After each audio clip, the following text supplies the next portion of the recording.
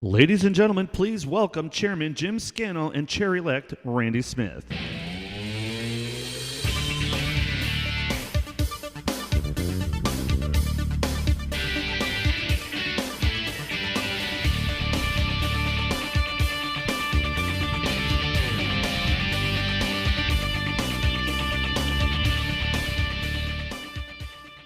Good afternoon, everyone.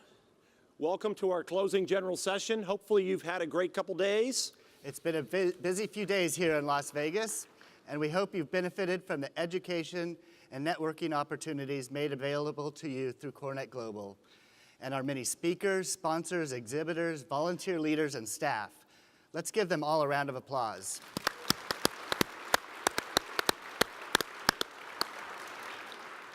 Yes, it seems that our once-a-year summit model is working here in North America, as evidenced by the more than 2,500 attendees who joined us, including 575 first-time participants. I think it was the motivational speech you provided at the opening general session there, Jim. That really sealed the deal. Right. Well, let me tell you something. We're just trying to set the bar a little bit higher for when Randy steps into the chair role at the end of our next global summit in Singapore. We never know what the staff is going to come up for Randy next year in D.C. I'm up to the challenge, if not the theatrics, and look forward to building momentum that we've experienced with you at the helm. I join with our board and our entire membership in thanking you for your leadership and service. And I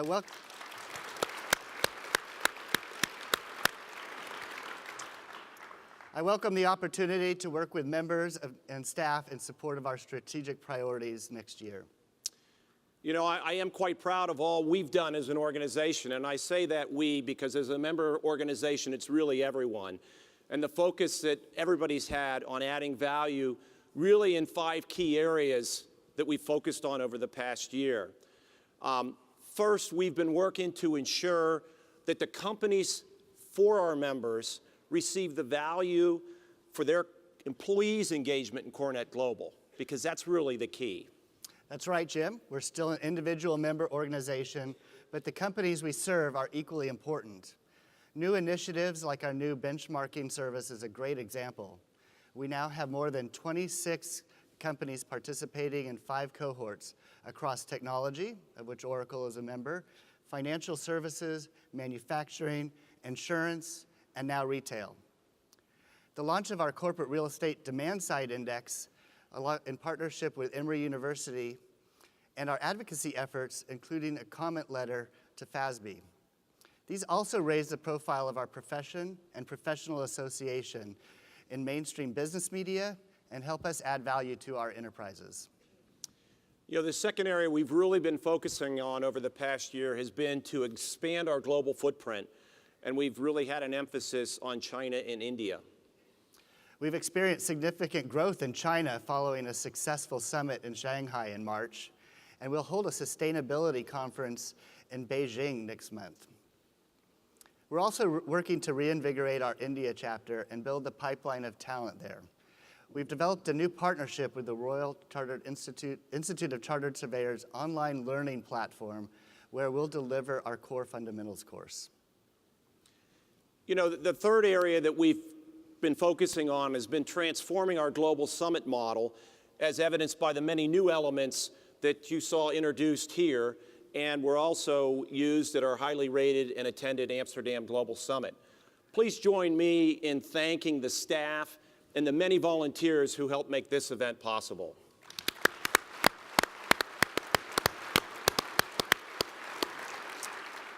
The fourth focus area that we've been working on has been partnering with the key support functions in companies, including HR and IT. We recognize that playing well in our own corporate sandboxes with other support functions is vital and strengthens the value that we bring to our companies. That's why we formed a task force to build bridges with those functions, such as HR, IT, finance, legal, and procurement. This task force is working on a series of white papers, and we hope to develop an interdisciplinary conference in the coming year. The fifth and final area that we have been focused on has been leadership development. In addition to the traditional tactical and topical training that CoreNet offers, we acknowledge that soft skills training is needed and wanted by our members who aren't often tapped internally to go through executive level leadership training programs. That's why we launched our Leaders Edge Conference and the vertical market focused Meeting of the Mind series earlier this year, and have more dates scheduled in the coming months. Ultimately, where we're trying to get is we want to be your indispensable resource for corporate real estate education and networking. And we want you to be the indispensable to the success of your enterprises. And I'd say we're well on our way to accomplishing exactly that. Following some successful strategic planning discussions we had as a board this week, I am confident we will take our mission forward. And we'll do so with a really solid financial footing, thanks to strong stewardship of our members' contributions and support of our many stakeholders around the world. And now it gives me great pleasure to introduce Barb Desmond from Cushman & Wakefield, our summit polling sponsor, to share their polling results.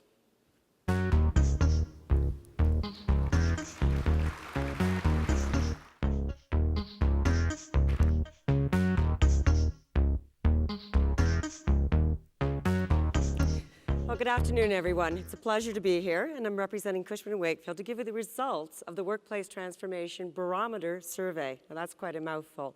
I do have to say that we were overwhelmed with the responses.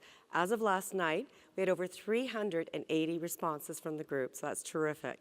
Before I get to the results, I'm going to share with you some of the preliminary information, but I'd like to just share a little Vegas story with you, and no, it doesn't need to be censored. I was walking down Vegas Boulevard the other night, and I came across a storefront, glass, floor to ceiling, and all the pedestrians walking by, and inside there's some chairs, and there's these mannequins sitting in the chairs, and I saw a wedding dress, a wedding veil. I thought, wow, what's this? And it was called a pop-up wedding chapel. And I thought, what's next? A pop-up workplace? I would really enjoy something like that, working on the road all the time. I'm often stuck sitting on the floor trying to make my laptop work and connectivity. So workplace is important to me and the changes. We understand that the innovation that you see is good to bring into your workplace planning, but you need the data. And that's what I'd like to share with you is the results of the survey. Now, before I do, I'm going to encourage all of you to still participate in our survey. It is not shutting down until Monday. So I would encourage you for one reason. If you do, we send you the white paper, and it's going to share the results not only from this survey, but also from Europe and Asia, which I think would be hugely beneficial for you to take back and implement into your planning and look at the cultural nuances in the differences in the survey region to region. And I will be announcing the winner of our $500 certificate at the end of the ceremony for those who participated to date. So on to the first slide that we're going to share with you. This slide represents how far has the workplace change been in North America. And I was first a little surprised at the 12% there that say that they have completed it. But then I was realizing, no, it's an evolution. I think that number will always be low.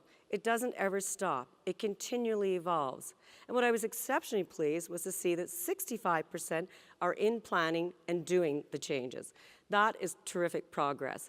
I've been in the industry a long time, and I can tell you in 10 years that number has changed a lot, which is to the benefit of all of us in this room.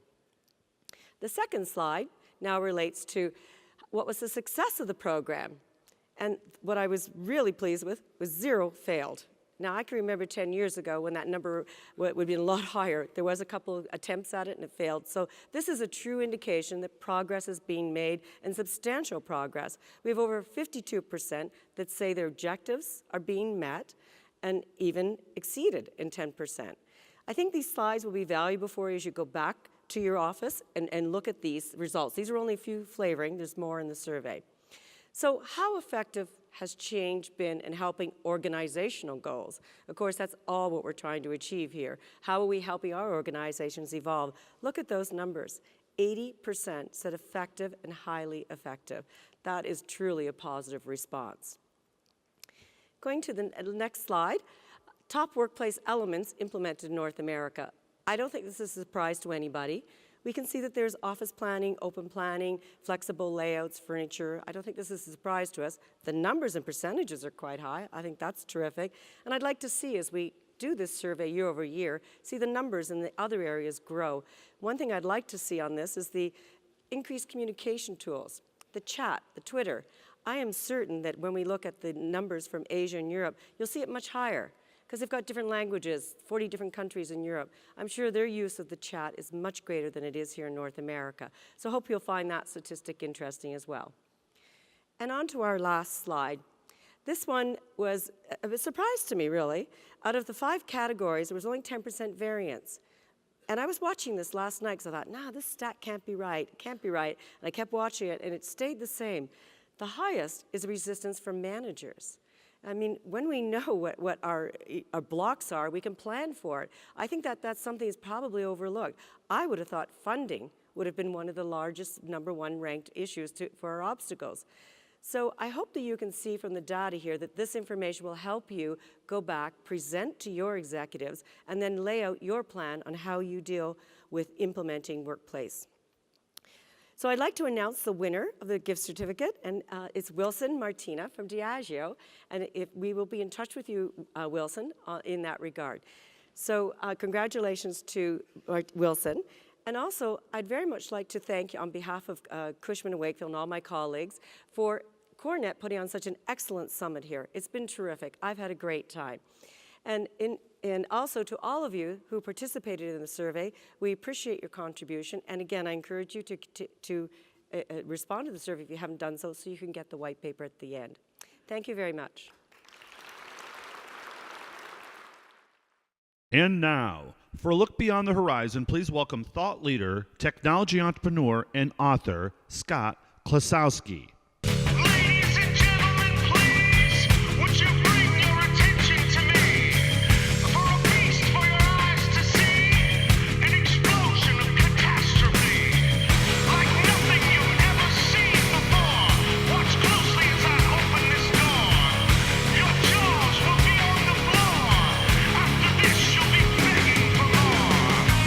Welcome to the show. Okay, good evening. It's almost evening. I just have to walk around. I just got to get used to this for just a second. Let me just to share just one thing with you, a little bit about what I do, so that you understand the context of what I'm getting ready to share with you. I spend my life going in and out of different organizations, helping them learn how to be world-class with how they use technology. And so it's an interesting thing. I've spent over 30 years in technology myself, and so it gives me a pretty good viewpoint, right, to be able to understand what the distance is between organizations that I get to see and world class at doing technology. And there isn't really a grade card for that, and so our firm developed a grade card, but after being in and out of so many in different countries all over the world, different sizes, different industries, you start to get a pretty good idea of what is good and what's not working so well with technology. And so what I wanted to try to do is, with our time, I wanted to share with you just a lot of thoughts about what we're seeing that is not so much even futuristic, right? But the things that are coming up that we need to pay attention to, and the things that you can really use that will separate you, right, from, I guess, the herd of people that are using technology. So let's start with this. There's an interesting type of impact that technology is having on the economy today. And this is a word that we're starting to hear more and more, right? Digital Darwinism, or technology Darwinism. And the concept behind this is technology is having so much of an impact on every kind of organization today that if you don't learn how to apply it, if you don't have leaders who understand how to use technology as kind of an X factor in whatever you're doing, in some cases it's literally fatal, right? Companies just lay down and die. Now, some people say to me, well, gee, Scott, that's a bit harsh, that companies just kind of go bankrupt. Yeah, they actually do, and that's what creates this kind of survival of the fittest that people have been talking about around technology Darwinism. And so I wanted to just, make sure we're clear on that, about what the consequences are when you don't figure out how to be world-class with using technology tools. And so this is something that we see in just about every industry we walk into, is that there is a pace of change in that industry. Right? There is a pace of change that technology is driving. How we connect with customers, how we develop products, how we market what we have, how we do the back office tasks, how we do transactions, right? There is a pace of change. Now, if your organization is moving at slower than the pace of change, right, it creates what's called a technology risk gap. And so it introduces risks in a few different interesting areas. For example, just ability to connect with customers well, which I'll talk about a lot more here today. Okay, that is a tough issue today. How do you connect with customers? We have a younger generation coming up today, for instance, that doesn't love to talk on the phone. They just don't. If you have kids, you know what I'm talking about, right? But we have a generation coming up that would much rather text or even email than talk on the phone. And so it's tougher and tougher to connect, right, with the generations that are coming up, but it's just tough to connect with people in general these days. All right? Or you look at the problem of just getting good people to work for you. One of the things that we're finding is that companies who do not keep up with the pace of change, they look like they're kind of the Flintstones, right, to the A players. And so employees who are really, really good employees, they get a sense pretty quickly about, hey, are you, if I use this metaphor, right, the Flintstones, or are you like the Jetsons? And if you're like the Flintstones, the A players don't want to work with you. And so we've talked to HR departments that have said basically, hey, the price you pay for being looked at like you're slow is that the A players really don't want to work for you. There's a really interesting statistic right now that if you look at Gen Y, only 7% of Gen Y actually works for a Fortune 500 company. A much higher percentage is in startups, and especially the A players, the really smart ones, tend to go to the startups and don't want to work for what they perceive to be a big organization. So there's a price to pay if you don't keep up with technology. Now, one way that you can look at this is to look at it this way. I started back in 1980, okay? And so if we look at technology from kind of 1980 up to now, what's happened is we get more and more of it all the time. We get new devices, we get new pieces of software, we get new concepts, we get new equipment, right? We're getting new things all the time. But what that's caused is it's caused a bit of chaos inside of organizations and industries. And we're seeing more and more is that every industry is starting to hit an inflection point. Now, if I were to give you an example, we could go back to even the mid-90s, and we could say when the airlines got PCs and the internet, and the airlines could connect directly to travelers, they completely disintermediated the travel agents. And so that's when the inflection point hit the travel space. Now, since then, what we've learned is that there are always winners and losers in every industry, right? As technology hits the industry and creates at some point an inflection point, in other words, enough technology comes together in that industry that it dramatically changes how it operates, all right, it causes you to have winners and losers. Either you get technology mastery, right? You learn how to use technology as a tool very well, or a lot of the organizations just go into a death spiral. Now, not to sound negative about that, I mean, when you think about that concept that technology hits an industry and creates an inflection point, there are wonderful opportunities. So there are winners and there are losers. Now, I spent an awful lot of my career working with executives, right? Typically 50 years old and older, leaders of organizations who didn't grow up with technology. And one of the things that I'm just absolutely on a mission is to try to get people to understand what it is about technology that dramatically changes an industry and what it takes to make sure you stay out in front so that you survive and so you prosper. In other words, how do you identify the opportunities that you should be taking advantage of? The consequences when you don't understand what technology is going to do when it hits this inflection point are deadly. So I have all kinds of case studies. I'll just show you two of them. Right? If you look at the publishing space, and you looked at three players, Amazon came along. They started selling books online. And then in 2007, they came out with a Kindle. So they went electronic, they went ebook. They weren't the first. Sony had an ebook out before them, right? But they were the first one to really do it on a mass way. Now, Barnes & Noble, they waited 2 years, and then they came out with the Nook. So after 2 years, they're like, well, we better not try to fight this ebook thing. And so they kind of capitulated and joined the party. But you can see what happened to their revenues. Really tailed off badly in 2010, came back a little bit in 2012 because of their electronic division. Now, they're still struggling, but at least they're alive, right, which is better than Borders, because you all probably know, right, Borders went straight down the tubes. Now, the thing to think about with this situation is we have an awful lot of companies that have ridden the plane straight into the ground. Now, they had a board of directors, theoretically were smart. They had an executive team, theoretically smart. And Borders just laid it down and died. Okay? And we can do this all day long. I can show you case studies from different industries, right? Winners and losers. Let's start off with the loser, in this case, HMV, right? A very large music entity, had hundreds and hundreds of music stores, right? Went downhill. Sony Music, Sony had the Walkman, Sony had the Axe, Sony had all kinds of things in the music space. You can see what happened to them. And then you got winners, right? You have Apple, who is a computer company who is not even in the music space, who comes out, takes the entire retail music business away from the music industry, right? And then you got startups like Pandora, okay? There are winners and losers. And the striking thing is, in these twists of fate sometimes, earlier this year, almost to the same month, iTunes sells its 25 billionth song. At about the same time, HMV goes bankrupt. After 91 years, by the way.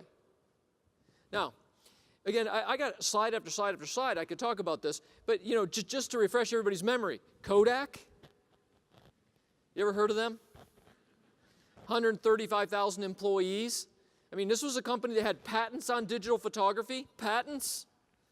And so they knew it was coming, but they couldn't get off the film crack, right? And so they just, you know, laid it down. You know, sad. But, you know, here's a couple. I just say, I'm getting older now, so I have to do some that are age-based. And this really this shows who's young and who's older. How many people here, I just want you to raise your hand, how many people here's mother bought out of the Spiegel catalog? Okay, you're all old. Let's just establish that. So did my mom, right? And Spiegel's gone now. Spiegel went bankrupt. They were around since the turn of the century and couldn't make the change over into e-commerce. All right, we'll try another one, see if we can pick up some other one. How about Olin Mills? Anybody get their picture taken by Olin Mills when you were young? There you go, you're on the border of old. Olin Mills is gone. Polaroid gone. Right? Blockbuster? Really? You thought you were going to rent silver discs forever? Like nobody at a board meeting one day said, hey, this internet thing, what if they could download movies off the internet? They wouldn't need to rent our silver discs anymore. Really? Nobody said that. Okay? Which brings me to the point about leadership. Okay? I don't know what you're laughing about. Now, and I tell you, there are things I get frustrated with. One of the things I get frustrated with quite a bit is that I told you I work with 50 and 60-year-old leaders. They're the ones that have the strategic control. They're the ones that have budget control. And so if you want to know what's happening with technology as an X factor in every industry and why we're not reaching into the technology toolbox and better at it, it's leadership. In fact, when we go in and we look at an organization to see here's they are and here's world class, and you say, what's the first thing you notice about why they're here and world class is here? The first thing you notice is they have a C-suite, right? They have executives who don't understand technology concepts. They don't. It doesn't matter how many people are telling them to do something different. Like they don't understand it. They didn't grow up with it. So when you say something to them like big data, they don't really know what big data is. Like they go, well, that's a lot of data. And that's the right answer, right? But they really don't understand what big data is as a philosophy or how to use it, how to implement it, how to use it strategically, or how to buy it, right? So we got a lot of what we call in our firm dead leaders walking, right? In other words, you're still a leader, you're just not really leading. And here's the kind of things people say at times to us. They go, Scott, we're already successful. You don't understand. We're making a lot of money. We must be okay. Why should we need to work on these new technologies? Why should we try these things out? Why should we be on the edge? Why should we be, in front of our competition? Why should we lead our peer group? We're making money. And I have to remind them, hey, Kodak was making money right up until the year they weren't. Blockbuster was making money right up until the year they weren't. Everybody was making money up until the year they weren't. Now, we got a lot of organizations like banks, for instance, banks who think that the party's going to go on forever. Banks think that you're going to give them your money and you get it back, right? They pay you interest at 1%, 1.5%, but then they loan it to you at 7%, and so they make that spread. It's the best gig ever. And if you don't give them enough money to loan out, they just get some from the government. It's a great gig. And they think it's going to go on forever. No one's going to compete with them in banking. Or what about universities? Universities are like online learning. What do we have to be worried about? We have $7 billion invested in buildings. And by the way, we just keep upping the rates to go to college. Oh, and the student debt is higher than credit card debt. I don't know if you know that. It's crazy to me. Student debt higher than credit card debt in this country. And they think that's going to go on forever. And I'll go, really? Really? Online learning. Right? Play it out. Play it out. They don't get it, right? But they think because they're making money, hey, we're going to be okay. Or, hey, I can just outsource all of this to technology people. Why do I need to learn this? Now, if you're saying that to yourself right now, like, hey, I'm good at what I do. I only got 3-4 years left or 5 years left. Why should I learn about all this stuff? And if you want to be a relevant leader, then you got to learn what's going on with technology. Or industries will say to me, people within industries, Scott, that inflection point, it's not going to hit us, really. Like insurance companies, we deal with insurance companies right now a lot. And they'll go, we've been making money for decades. I don't think we're going to hit an inflection point. And what they don't understand is it was just unlucky that the travel agents got to go first, right? And then the music industry and the publishing industry. They think it's all done now. It's not done now, okay? So what I want to do is just try to spend the rest of my time sharing some ideas with you, that would help you maybe a bit with your legacy, the legacy that you will leave as leaders. And so this is something that people that know me know I preach about this all the time. I believe leaders today are transitional leaders. I believe that they are leading organizations in a time of transition from when we were paper-based and primarily human-based, right? We used a lot of people and a lot of paper to get things done. And we are transitioning into a world that is much more data extensive, much more automated. In other words, there will be a blending of humans and technology in really sophisticated ways. Okay? You are going to leave a legacy. I mean, at the age you're at, in the time in history that you are leading, right, or you are working, you will leave a legacy. And that legacy is going to be one of two things. It's either going to be you were the one that helped make that transition in an excellent way to a highly automated, technology-augmented world, or the legacy you'll leave is, thank God he is gone. Thank God. He's been holding us back for 10 years. And they're just waiting for that young person to make a diving save and catch the falling knife on the company because you've screwed it up, right? You will leave a legacy. So here's some things you might think about. If you want to be world-class at technology, I will spend the rest of the time sharing some thoughts around that. First thing, as a leader, you have to be high beam. Right? High beam means you can see out into the future accurately. That's all being a high beam leader is. Low beam's not bad, by the way. It's a continuum. Low beam is management. It's not bad. It's just they don't have the responsibility of having to look out, right, years in advance and be accurate. They just enact a plan. But leaders have to have high beams, right? They have to be able to see out into the future accurately. Now let me show you why technology is an interesting Rorschach test of this. So here's a technology that's pretty hot these days. Lots being written, right, about Google Glasses. Here are the basics of how to use glass. This is your touchpad.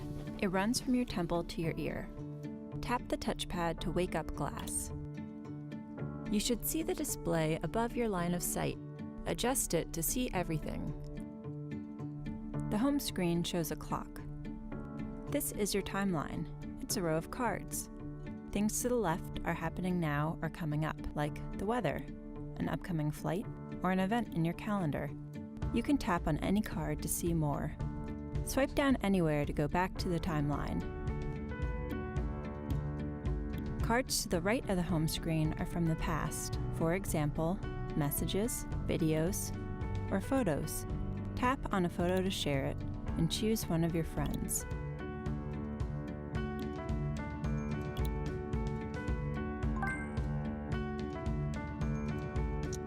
Swipe down to go back to standby. And have fun exploring. All right, so there's a technology called Wearable. Let's mix it with another technology. This is called brain-computer interface, a device that you put on your head. It learns, right, how you think by the electrical waves coming out of your scalp, and then it allows you to control a computer just by thinking.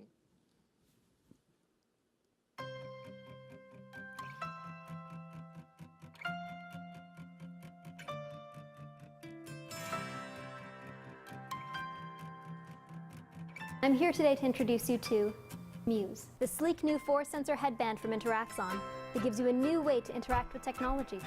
Since 2007, Interaxon's been building a reputation as a leader in brain-computer interface technology. Every once in a while, there's an innovator who completely remakes reality. Muse is the realization of those years of effort, insight, and innovation. This is... All right, so if you're high beam, you can start saying things to yourself like, well, hey, we already have this stuff. Like, this is not science fiction. We've got this stuff now. So let's put it together if you're high beam and you say, well, how long is it going to be till they just mix those? And so now I got a device that when I put it on, now I could just look at you and I could think profile. Boom, your profile flies into my vision. Hey, that'll be pretty cool. But think about education. Right? What's it going to be like testing kids? When kids show up in class with these, and they look down at a test, and all I have to do is think, and the answers fly in front of their vision. Now, if you were a teacher, you're an administrator, you would say that that was cheating, right? That's cheating.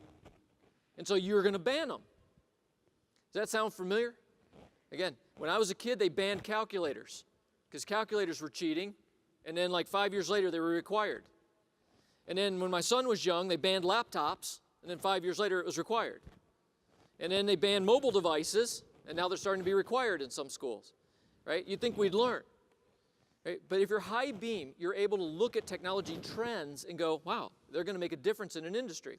So for example, let's go on. Remember I told you about bankers think it's going to go on forever? This was a patent that Apple filed for doing banking through iTunes. Now, if you saw this patent, and Apple's doing banking through iTunes, and you were a bank, would that make you nervous? Man, it should. Right? This is why it's so important to be high beam, to be able to look out into the future accurately and understand how technology is going to change things. So let me give you a bit of a future view. Okay? This is kind of a critical concept that will help you a little bit think about what technology is going to do. So technology can be thought of as always creating connections that have never been done before, right? In humanity, we've never had this connection before. So Web 1.0 was connected organizations or websites. And when we got that, obviously it changed a lot of things in the economy, good and bad. It allowed people to sell all over the world with e-commerce, but it got travel agencies killed, right? But it connected organizations were websites connecting to their customers. Hey, we moved on to Web 2.0. It's where we are today. We're kind of fading into Web 3.0. Web 2.0 is connected people. Today, any one of you can talk to 1 billion people for free, instantly. Like, humanity has never had this before. Like, seriously, you could light up a blog tomorrow, and if you had something really cool to say, you could have 5 million people reading your blog. And how much would it cost you to do that? 0. You're right. Right? We've never had this in humanity before. And the sad thing is companies are wasting this, by the way. From a marketing standpoint, just wasting this capability to talk to so many people, what we call the organizational voice. Now, we're fading into Web 3.0.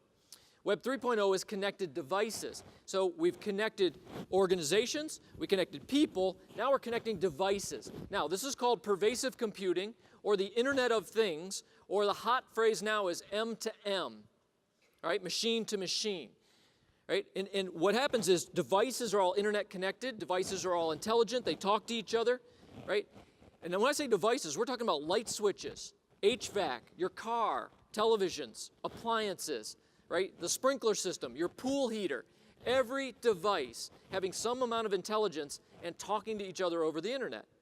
And it will, what they say a lot, and I agree with this, it'll feel like the devices have come alive.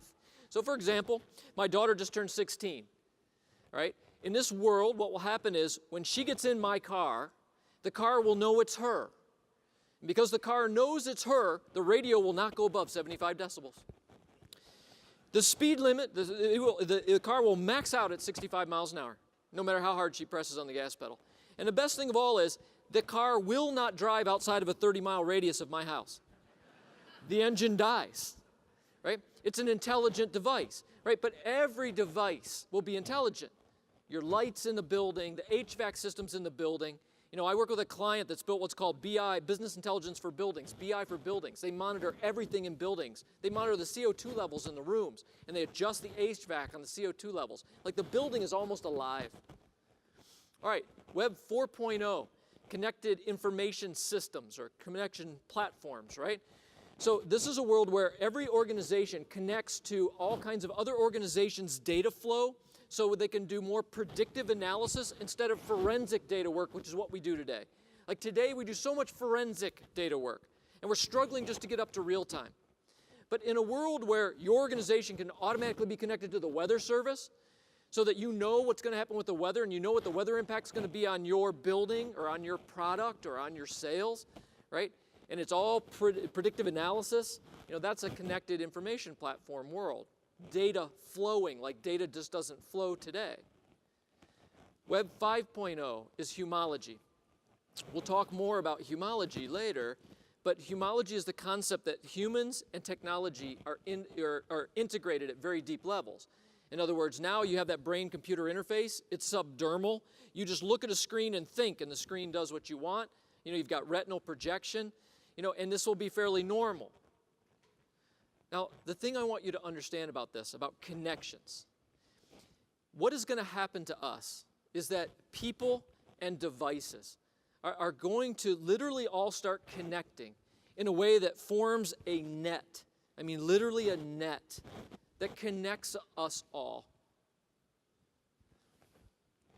Woven into each and every one of us, there is an internet. We connect to each other, thread to thread, cell to cell, heart to heart. When formed correctly, the net forms community, and we catch boatloads of life. We all yearn to be hewn in this collection, for it is the human connection. It's the reason why we have eyes, tongues, and lips, so we can be intertwined together as we see, speak, and kiss. It's the reason why we have right and left hands, so that when my right reaches your left, pinkies, rings, middles, pointers, and thumbs interconnect in the loom of the human thread. But we have become disconnected. By nations and nationalities, language and legalities, wars and quarantines, prejudices and bigotry. The net of humanity has been severed severely as we cut ourselves off in the pursuit of individuality. And in the midst of this shrinking world sensation, many are placing the blame on technology. As we burrow into our browsers, unplug by plugging in for hours, miss blue skies while working in the cloud, laugh out loud without actually laughing out loud. Humanity seems to be disconnecting at the one point in history when it is the most connected. But just as to the good, we are not entirely compliant nor entirely resistant. Neither is this tool entirely consistent. For the problems of our world used to be too big and too distant to connect to and know of their widespread existence. But now our world is too small and too close for us not to make a difference. We can now connect crowds around a cause, the ignorant to knowledge, the isolated to college, orphans to their fathers, donors to nonprofits, and injustices to those who can stop it. We can now see our newborn nephew, a revolution break through, the troops as they withdrew, uncensored world news and what is and is not true. We can now hear cries from Thailand, shouts from Somalia, and can shove our arms elbow deep through our screens, reach out and touch them. But so often, we use this tool to ignore them and the rest of those humans. For just as fire can be used for warmth or destruction, we misuse URLs, firewalling off the world with distractions. We search daily, but find nothing. We add friends, but lose community. We look for love, but find pornography. We try to discover ourselves, but lose our identity. And though this entity is filled with both healing and brokenness, guilt and innocence, some of what's godly and some of what's devilish, that does not detract from its significance. When it comes down to it, the true nature of this new age unit is in how we use it. Woven into each and every one of us, there is an internet. And I hope that we stitch our world back together as we knit, patch, and connect.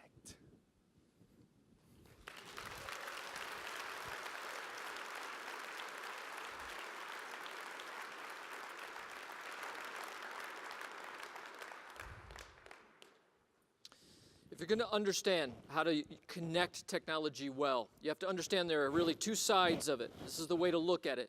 One side is the digital plumbing. Okay? Digital plumbing is the infrastructure, the IT, the servers, the software, the data layer, right? What we call the plumbing. It's called plumbing because data flows, right? You got to understand that we have digital plumbing. And then on the other side, we have digital marketing. We have outreach. How do we use technology to connect with our customers, connect with our prospects, connect with lessees, connect with the people, right, that we've got to connect with in business? That's all digital marketing. And so if you're going to be world class, you have to understand we got these two sides to technology.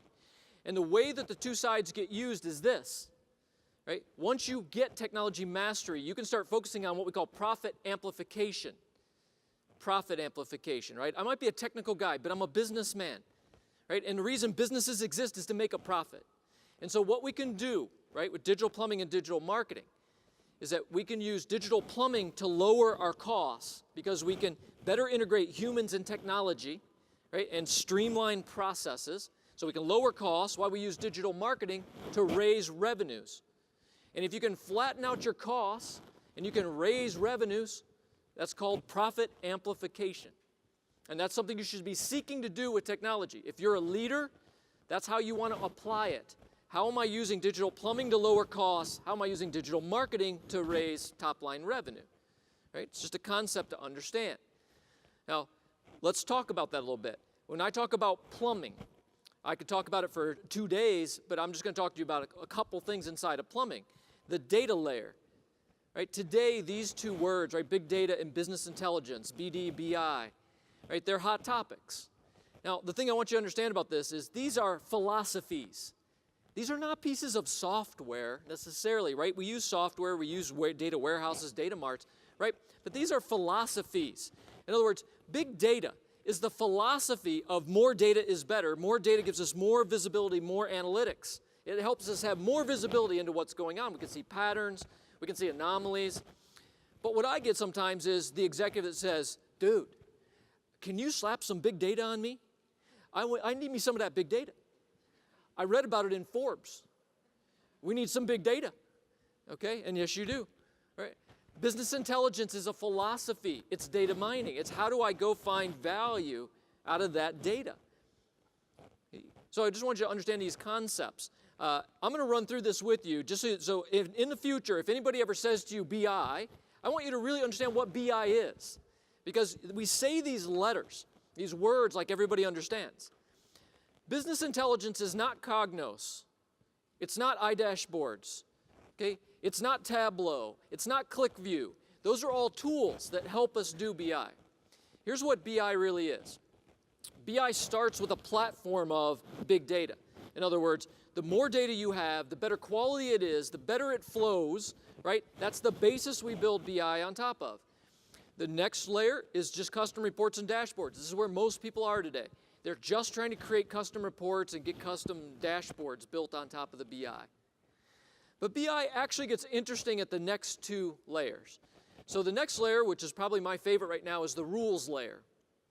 The rules layer, the rules platform, is where we write rules that watch the data and then they take actions automatically.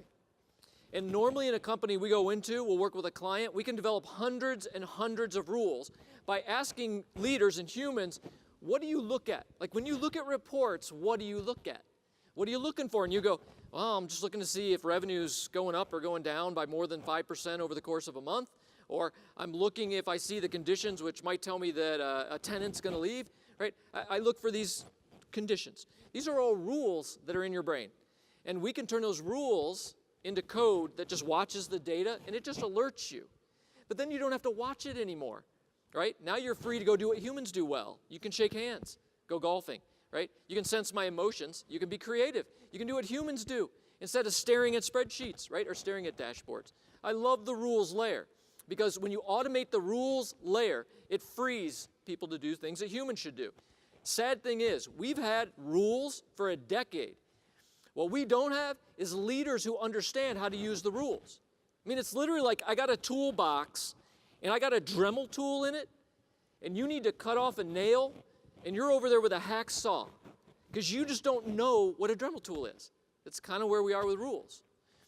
All right, the next layer is where we got some other interesting things. Predictive analysis, like I told you, the 3 time states of data, right? Forensic, real-time, predictive. Predictive is the only time state that we can change. That's why we got to move what we're doing up to predictive analysis instead of forensic. Hey, what happened with the accounting last month? We can do nothing about that. It's called bayoneting the wounded, right? Going back and looking at the accounting from last month, bayoneting the wounded. The battle's over. Predictive analysis, the battle hasn't been fought yet, right? Mashups are just overlaying different kinds of data. So you overlay 2 or 3 different kinds of data to see something you may never have seen before. Data visualization is not pie charts and bar charts. Data visualization is seeing the data in shapes and colors and flow in a way that shows you things you would have never seen without the data visualization. Okay? And then ultimately what we want BI to become is augmented intelligence. In other words, we want the BI system to be so refined with so many rules, right, so much data visualization, that it replaces what humans do, so that humans are freed up to do what is more uniquely human. Because today we have humans doing things that are not that great for humans to do, right? Small repetitive tasks, staring at spreadsheets or numbers, trying to look for anomalies. Machines are better at that. Okay? So from now on, if anybody ever says BI, I hope you know what BI is. This is just one example of what we do with plumbing. And the whole goal is to lean out, right? Lean out business processes by doing things like this. Now, if you're going to be data-driven then, if you're going to be a data-driven company that uses plumbing well, then these are things you'd focus on.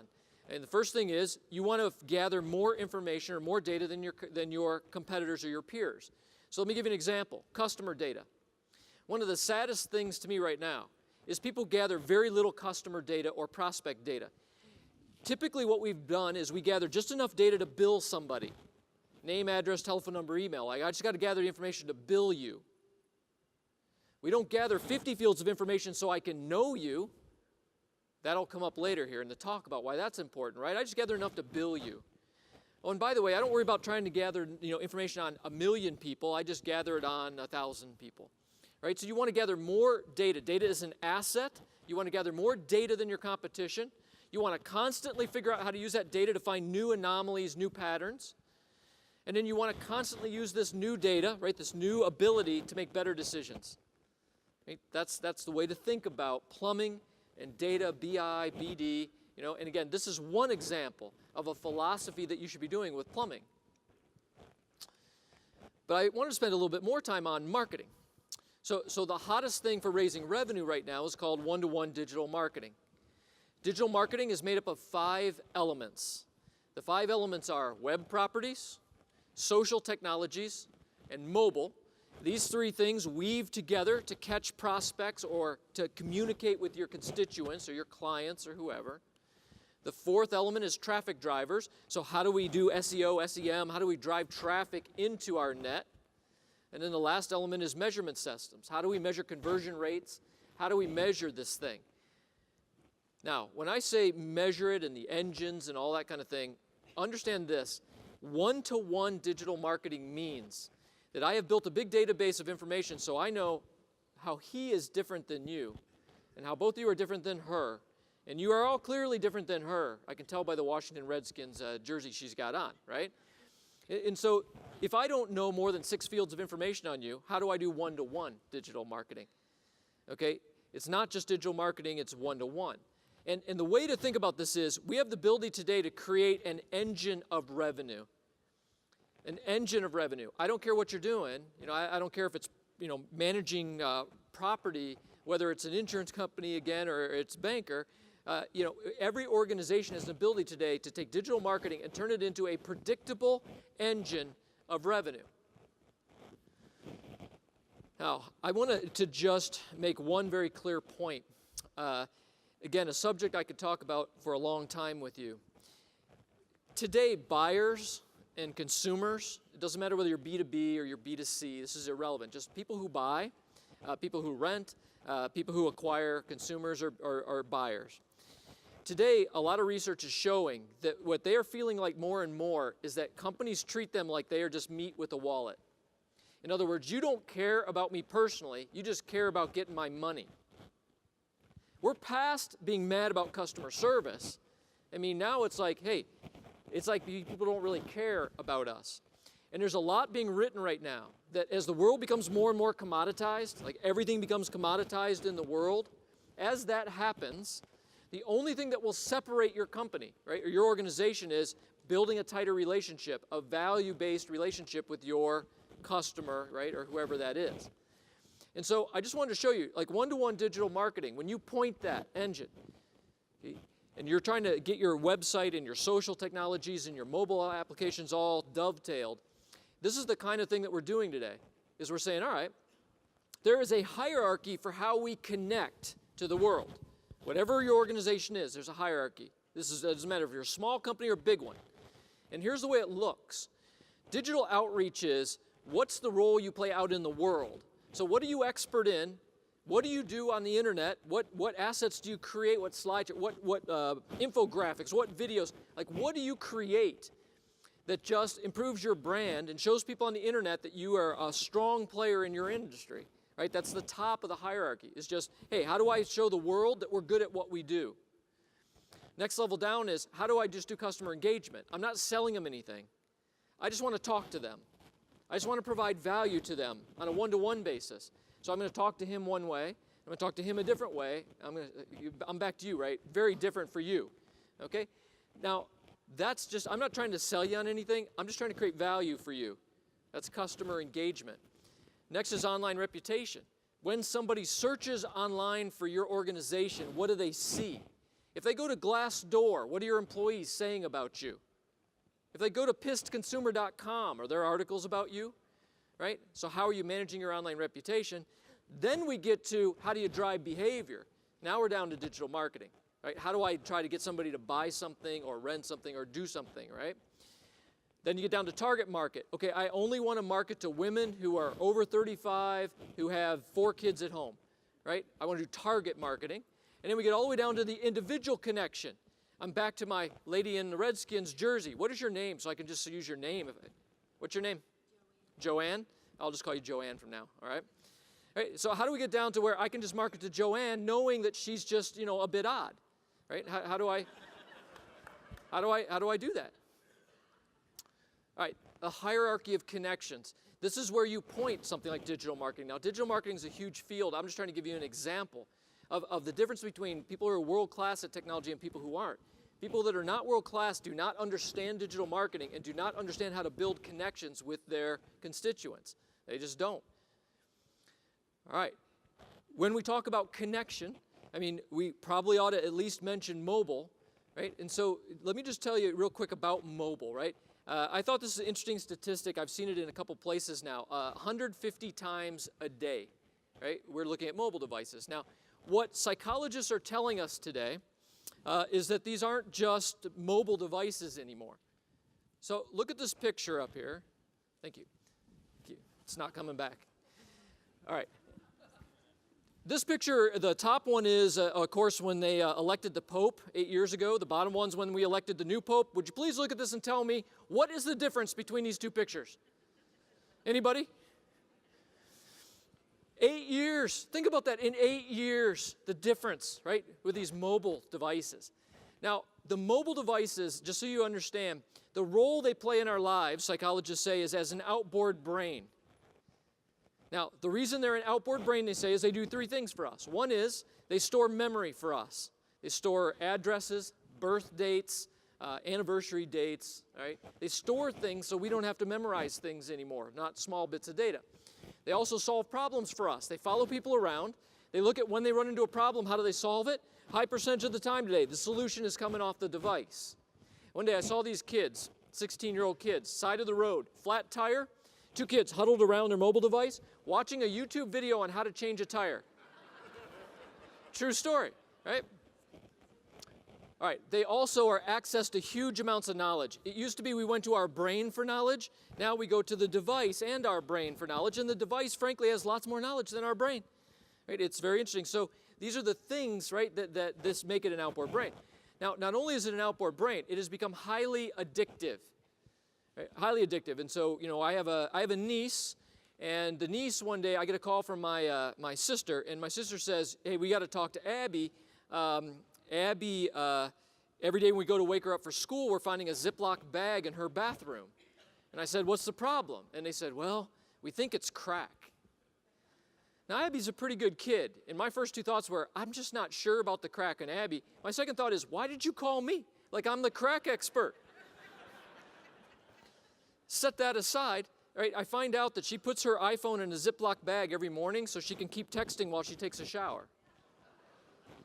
That's how addicted she is. Now, it would be funny if it was just kids, right?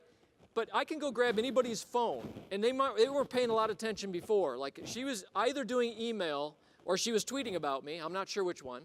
But she wasn't really looking at me. But ever since I grabbed her phone, her eyes have not left me. Right? And if I keep holding her phone, she'll get shaky here in a minute. Except you said you didn't like the phone. Right? But this is an outboard brain. And we're not done yet, right? We're only 8 years in. Thank you. I appreciate that. She was taking notes. You heard that, right? You heard what she said? What she actually said was, you look a lot like Brad Pitt. That was what she actually said. All right, so mobile devices, I want you to understand this. We're going to go from mobile to wearables to implantables. And so when we talk about this world of connection, I want you to think about that. Right now we're carrying a mobile device, but we are very quickly now going to move into the wearables, right? On our wrists, the glasses, whether they're Google Glass or whether the other competitors are coming out with these, right? We also now have all the devices that what are called the quantitative self, right? So the devices that are measuring our physical self, right? So by the way, you think about connection. Let me give you an example. If you're high beam and you're in insurance, right now you can get a discount on car insurance if you put their device in the car so they can track your driving, right? How long do you think it'll be before they will take the data off these and give you a lower insurance rate, right? If you'll wear one of their devices so they can track your health. You think that'll happen? Absolutely it'll happen. All right, then we're going to go all the way up into implantables. And you can see article after article about how we are developing technology that implants the technology into us. We have over 1,200 people now that have prosthetic arms who have subdermal BCIs so that they can just think to control the arm. Okay? Mobile to wearables to implantables. Now, I want to make a couple points here at this point.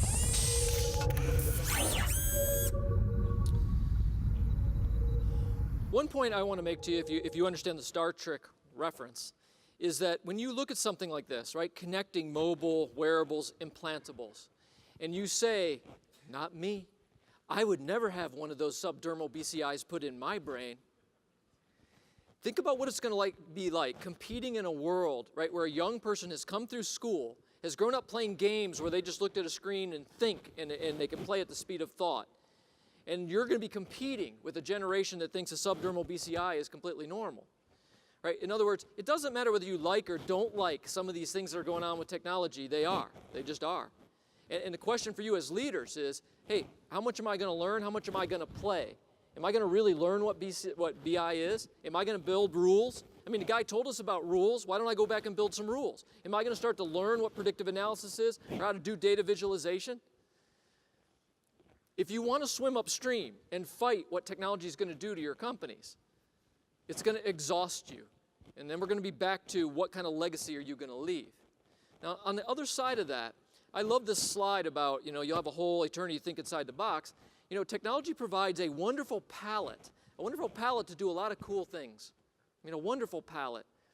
And I just think it's sad that we're more willing to reach into that palette and use the tools. And so, I just hope you take that away.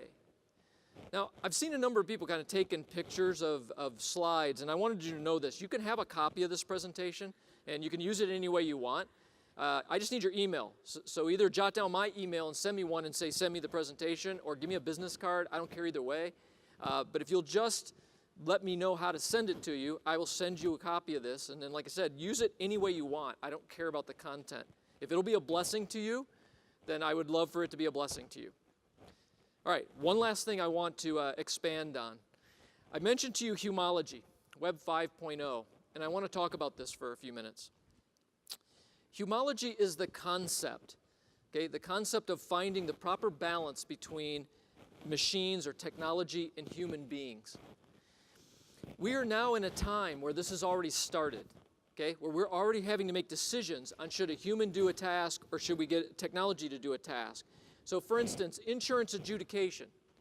It used to be that when an insurance company adjudicated claims, they had a room full of 200 people. Every morning they got a stack of 20 or 30 claims, and they spent the day leafing through claims, seeing if we should pay the claims. We now have built smart automated adjudication systems where we feed in electronic records, not paper, and 95% of them, the computer decides should we pay them or not pay them. And now we don't need that room of 200 people anymore. Now, if you've studied this, this has caused what is called the Great Decoupling. If you're not familiar with it, the Great Decoupling is something that the Labor Department came out with a chart and showed. What it showed is, if you go back to 1930, and you chart job growth, okay, job growth and pay versus productivity, they went up exactly in lockstep like this until 1980 or so. And then in 1980, they started to split. And now the split is getting wider. In other words, job growth and pay is flattened out, but productivity continues to go up. It's called the Great Decoupling. It just went like that. Now, why is it that that happened? Why is it that we're not creating really that many more jobs if you look at it on a basis of how the country's growing, right? We're not really creating more jobs, or really the pay isn't going up if you index it. But why are we more and more productive? What's driving this? It's not rhetorical. I'm asking, really, what's driving it? Yeah, obviously, right? I mean, it's technology growth is driving this. What we will find ourselves doing, right, for the next decade or two is trying to make good decisions on when do we use a human versus when do we use a piece of technology. And that field is called humology. So let me show it to you this way. This is something that our company put together just so we could help work with clients in a better way, right? And so it's a scale. And the way the scale works is 0 is something that is 50% human, 50% technology. And then, of course, H1, 2, 3, 4, 5 means you're using more and more human, less and less technology. T1, 2, 3, 4, 5, more technology, less human. And what we do today is we literally look at processes, companies' processes, and we put them on the scale, and we see where are you. Right? Now, here's what we know, okay? At one end, if you use too much human, it's expensive, it's inconsistent, they can leave you, right? And you have to have heroes that are very good at what they do. It's not very repeatable. There are problems at the other end as well. You go too far into technology, you get what's called self-serve frustration. We all know this from the airlines, right? When you call the airlines and you hit an IVR system, and it's press 1 for this, press 3 for this, and finally you're like, operator, right? 0, just because you got to have a human, right? That's self-serve frustration. Now, when you look at a scale like this, okay, just so you understand how to use it, where do you think Amazon is? Where's Amazon if you had to pick them on this scale? I heard T2, T3, I heard T4. All right, I think they're at T4, right? And I think they're at T4 because, yes, every once in a while, an Amazon person, you might run into them. And actually, they're trying to do some new things now where you will talk to more people. But up until this point, a perfect day for them is you go on their website, you order something, and it gets shipped, and a robot pulled the brown box. If you know what they do in the warehouse, they use robots to pull the brown boxes. So, I mean, Jeff Bezos has made a decision to say, I want to be over at T4. That's the right place for me. If you looked at a Walmart store, you might say a Walmart store is a H.5. A perfect day for a Walmart store, you go in, you pull something off the shelf, you self-check out, and you leave, right? And you have interfaced with no Walmart people. That's a perfect day for them. A bad day is you go into customer service, because now you're returning something and you have to talk to a human. Right? So I just want you to understand how this works. So the way we use this is we'll look at a sales process. For example, right? a sales process, or we'll look at a transaction, and we'll say, in that sales process, how much technology should we use versus how much human should we use? And it depends on who you're selling to, depends on what you are selling, right? But based on all these things, we could say, okay, well, your selling process probably should be a, something. But what is an interesting conversation that we are often having with people is this one. We're often saying, okay, look, today your sales process, for example, or your transaction process, you're getting a lease signed, whatever the process is, it's an H4. It's using a lot of human. And what would it look like if we just moved it over a little bit to 2.5? And so I just want you to understand this concept of humology. Right, of the blending of humans and technology, and that we will spend the rest of our lives trying to make sure we get this right. Now, all of this, I just, again, one final thing I kind of want to say to you about leadership. All of this depends on leaders making good decisions. And again, because I get to be in and out of tons of different companies, evaluating a lot of this kind of stuff, I have tons of opportunity to see, what leaders do. Technology is an investment, right? You have to invest in it, right? Human beings are an investment as well, by the way, but technology is an investment. And when you invest, right, technology, you're hoping, obviously, that you create high value and you get a return on investment. But I see an awful lot of leaders today that not only don't understand technology well, they compound the problem by being scared to make the right investments. And so you really do have to start understanding, the difference between cost and value, right? I mean, you got to start understanding that. And I'll tell you, at the end of the day, for me, the value is the thing that is critical to you. The cost, is something that is a bit more irrelevant. It's really, what is the ROI? What am I going to get out of this? And so I just, as leaders, just understand, hey, I got it, that it takes a lot of money sometimes to invest in technology. But when you're not willing to make those investments, then basically you're just kind of walking away from the value that could be created from all of this. Everything has cost, and everything has worth. $1. 4 quarters, 10 dimes, 20 nickels, 100 pennies, or if you're feeling fancy, 5 dimes, 5 nickels, and a quarter. 20 pennies, 10 nickels, 3 dimes, change the order. You'll still find that 1 quarter, 2 dimes, and 11 nickels, no matter what you call her, she'll always end up $1. Now, this singular rectangular piece of government printed paper has, by its very nature, both worth and cost. And you know how much it's worth because you know how much it costs, right? 27 pennies, 1 quarter, 3 nickels, 2 dimes, and those 3 other copper coins from the couch cushions you thought you lost will always be worth $1 because you know how much $1 costs. It's intrinsically linked, like an ocean to its beach, like an arm to its reach, like a mouth to its speech. The worth and cost of this cotton-woven purse are tied tighter than the fibers of its manufactured birth. $1 is always worth how much? $1. But what about you? What are you worth? Now, I'm not talking about net worth or benefits, assets, investments, or whether or not your salary's enough to land you on the Forbes list. When I ask this, what are you worth? I'm not asking, what do you cost? For I happen to believe that we as human beings are worth far more than we cost. But that's not what comes across when we only give in value what we take in cost. $80,000 a year, 40 hours a week, 2 big deals a quarter, 1 satisfied boss, that's what you cost. But if you'll look at your job, like I hope you will, you'll see that many of you don't view yourself very differently than you view this dollar bill. And neither will those around you. Because as long as you measure your worth by the measure of your cost, you'll never look any different than the millions of printed dollar bills coming off of the American mill. For not working for your worth, but working for your cost is not how businesses win, it's how, oh man, they are lost. Take this conference, for example.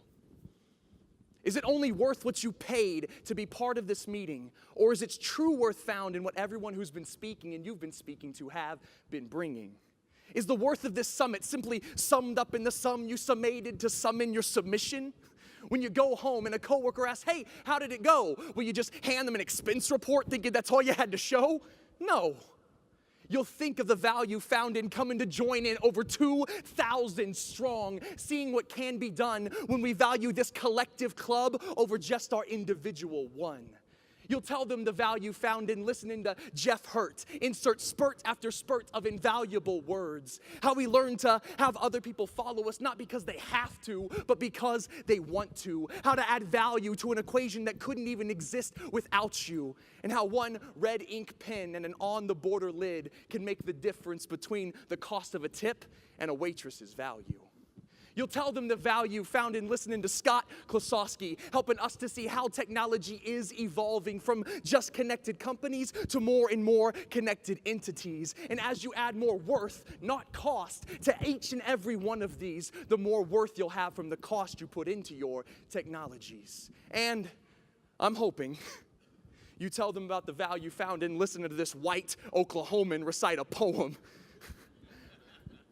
which hopefully opens your visuals to the plague of our self-contained mind cubicles. You'll tell them the value of all that was brought, whether or not we all had Jim's fashionably showcased bald spot.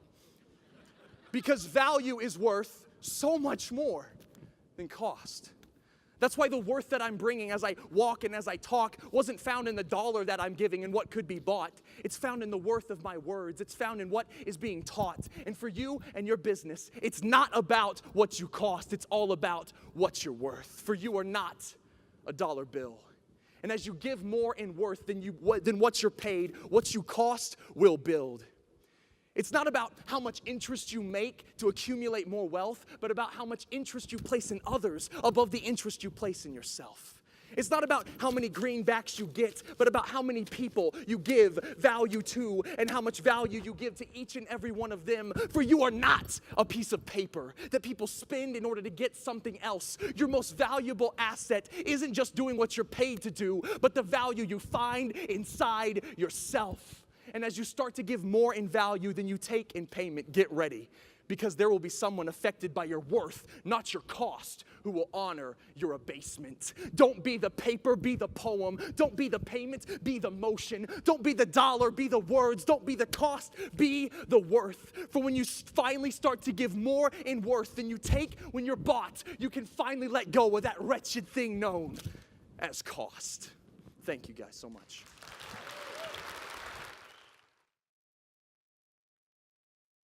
Ladies and gentlemen, please welcome CEO Angela Kane.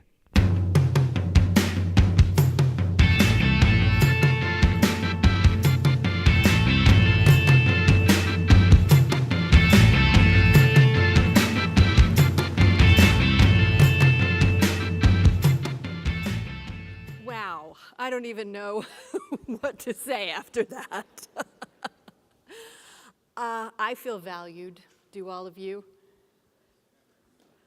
Thank you for being here today.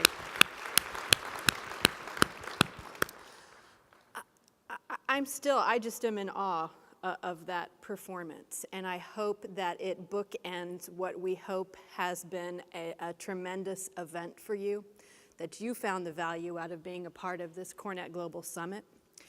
Right now, there are just two things standing between you and closing reception cocktails.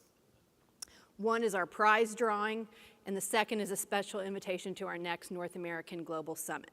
So, in a drawing held earlier today, the following prizes were awarded to the attendees listed on the next three screens. So I'll ask them to roll those screens. Hopefully you can see that. John Sullivan, Tom Green, Hazel Cioteco, Sandra Johnson, Martha O'Mara, Tina Ryan, Gary Freemall, Aaron Gleason, Tom Swift, Jay Betchell, I'm sorry, I don't know how to pronounce that, Jennifer McBride, and Ed Ickler, is that right, I hope? Anyway, congratulations to all of those winners. And I'll ask you to come back here in this back corner at the end of this to collect your prizes. Let's give all of them another round of applause. We really hope to keep the positive momentum going here at our next global summits coming up in Singapore, Berlin, and our 2014 North American location. So here to tell us a bit about that is Mid-Atlantic Chapter President, Dean Edelman. Dean?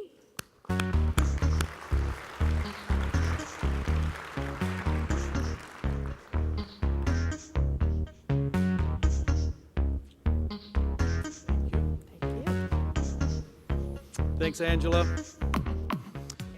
And thank you to CoreNet for providing me this opportunity to invite you on behalf of the Mid-Atlantic Chapter and all of our chapters in the Eastern region to attend the 2014 North American CoreNet Global Summit in our nation's capital, Washington, D.C.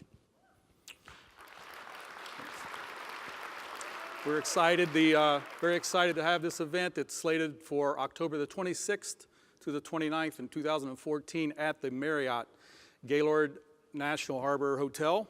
It's conveniently located just 10 minutes from downtown DC, 10 minutes from Reagan National Airport, and about 10 minutes from Union Station. The property is a great facility.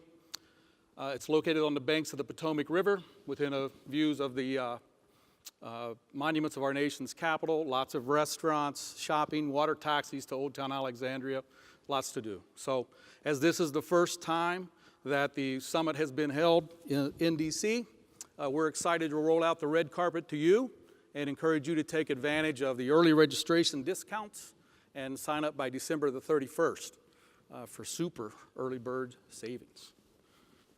So the chapter and I will do what we can to keep the federal government open between now and next October. And in the words of my friend here, Uncle Sam, we want you to join us in the foyer for a DC-style reception, and we also want you to join us at the 2014 Global Summit. So join us.